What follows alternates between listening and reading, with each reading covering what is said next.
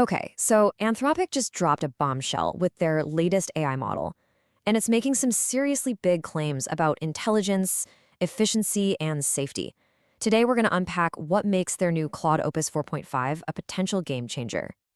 And it all kicks off with this really simple, but honestly super powerful piece of feedback from their internal testers. I mean, it's one thing for an AI to be smart, but for it to just get it, that hints that something new is happening here. So what does that actually look like in practice? All right, so here's how we're going to break this down. We've got four key areas. First, we'll meet the model itself. Then, we'll check out how it's performing on benchmarks that are starting to blow past human abilities. We'll touch on its big steps forward in safety, and finally, we'll wrap up with the new tools that let you put all this power to work. Okay, first up, let's get properly introduced to Claude Opus 4.5 and see what they mean by a step change in AI intelligence. I mean, the headline here is as bold as it gets. Anthropic is basically calling this the new state-of-the-art model. They're not talking about small improvements. They're claiming the top spot in the toughest areas of AI, from writing complex software to handling autonomous workflows.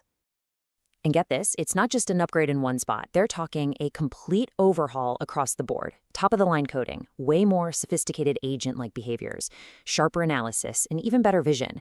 This isn't just a tune-up, right? It's like they've put in a whole new engine.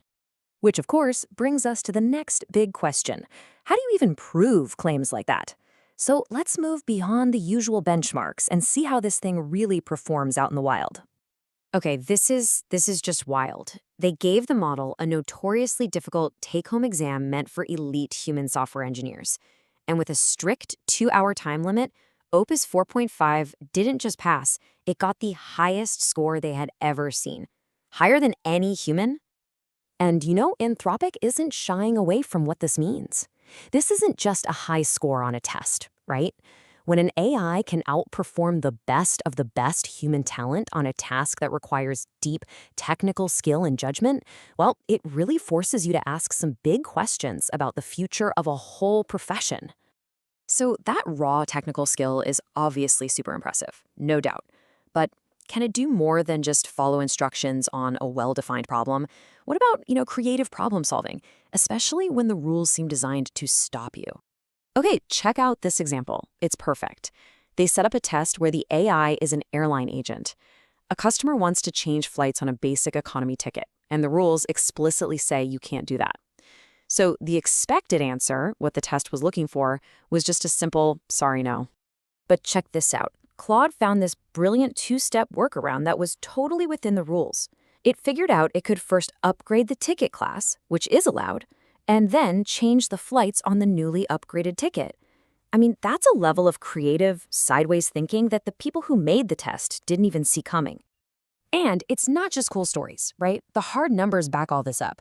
We're seeing a more than 10% jump in coding, a big leap forward in complex search, and a massive 29% improvement in handling those really long multi-step tasks. It's pushing the envelope on all fronts.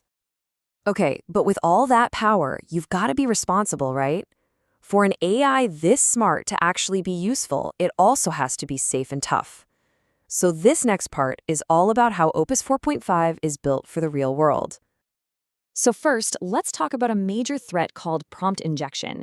Think of it like a hacker trying to sneak hidden commands into a prompt to trick the AI into doing something it shouldn't, like making it ignore its safety rules or spit out sensitive info. And would you look at that? According to this benchmark, which uses some really tough attacks, Opus 4.5 is the most robust model out there against this kind of manipulation. And we're not talking a small lead here. This is a huge step forward for building AI you can actually trust in critical situations. And that reliability, it has a direct impact on business. Just listen to this customer. They're saying the model catches more bugs in code reviews without flagging things that aren't actually problems.